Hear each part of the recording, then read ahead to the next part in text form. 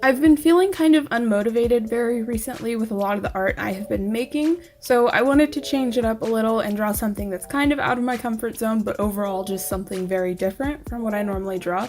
So I went ahead and I decided to draw the treehouse from Adventure Time.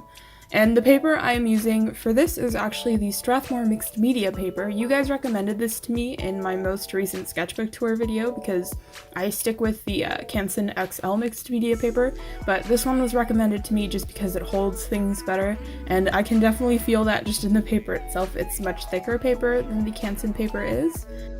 And the only reason I actually ended up buying this paper so soon was because there was something I wanted from Michaels, but they didn't have it in stock in the store, so I decided to place an online order, and I needed like X amount of dollars to get free shipping, and I didn't want to pay for shipping, so I was like, heck yeah, I'm gonna buy other stuff.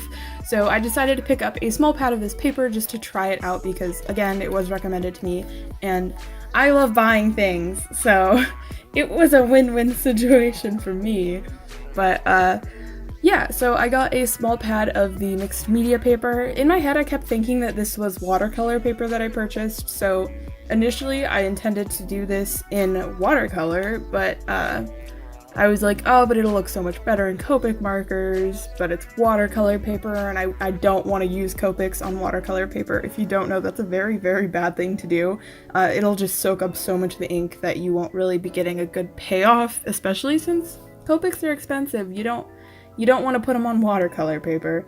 But then I realized that this was a mixed media paper and I could do it, and I was pretty happy about that because I knew they would look better in Copics. It would take a lot longer to do, but overall, in my opinion, my Copic art looks a lot better than my watercolor art. So I did it in Copics.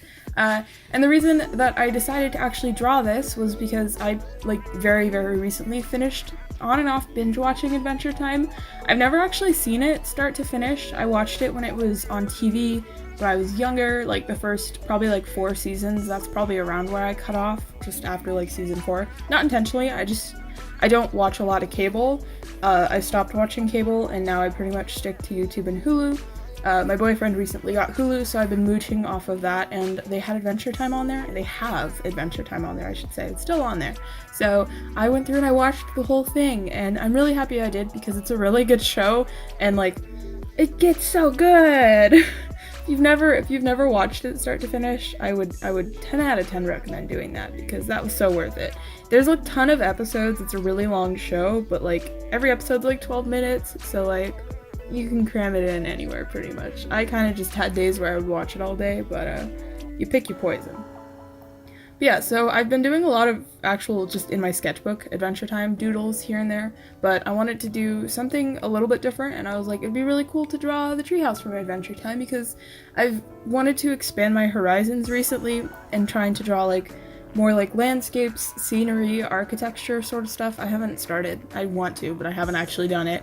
And I figured this would be a really good place to start because it's something I enjoy versus just a random building to draw off of Pinterest. This is actually something I like, so I'll have more fun drawing it. And it's more cartoony, it's just kind of easing into that. Not intending, I don't know if I'll actually get around to doing what I want to do. I don't know if I'll push myself to do it, but it's a plan. It's a small goal of 2019 for art. I want to expand my horizons a little bit, but I knew I wanted to draw this because I thought this would be fun to do, and also this entire portion of me doing the bottom very small section is off camera, and I'm sorry about that. A lot went wrong with this actually. I did not film the entire process of me lining this piece, as you will later notice. Didn't notice that until I was completely done with it basically, so that was cool too. What's really stupid about it is I started recording and then I paused 2 seconds later and I must have been looking for a pen or a pencil or something, I don't know, and then I never hit record again, so I just kept going. So my phone was just sitting there watching me but not recording me, so that was really awesome. I was really happy about that when I found that out, because that was 45 minutes where I was not recording, so you don't get to see me actually finishing this piece pretty much, which is sad because that's where it all comes together, because without any kind of line work on there, it kind of looks very goopy and not finished, so you don't get to see me actually doing the fun parts where it comes together. But oh well, I guess. I also did have a lot of fun playing with the background on this one.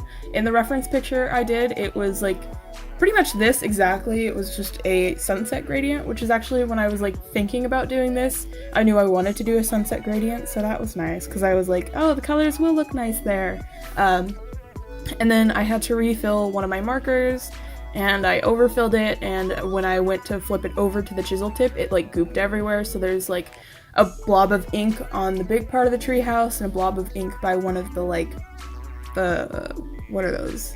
The little like, I want to say staircase, but it's not a staircase, bridge, there we go, that's the word, on one of the little bridges, so that was really cool. It didn't really stand out too much, luckily it was a really light color, I mean not super light, it was the blush Copic, so at least it wasn't a super dark shade, but overall I am really happy with how this guy turned out. I'm glad I did it in Copics. There's a couple things that I would change if I were to redo it again, but considering this is, I don't want to say out of my comfort zone, but it's out of my comfort zone, I am very happy with how it turned out. But thank you guys so much for watching, and I will see you in the next one.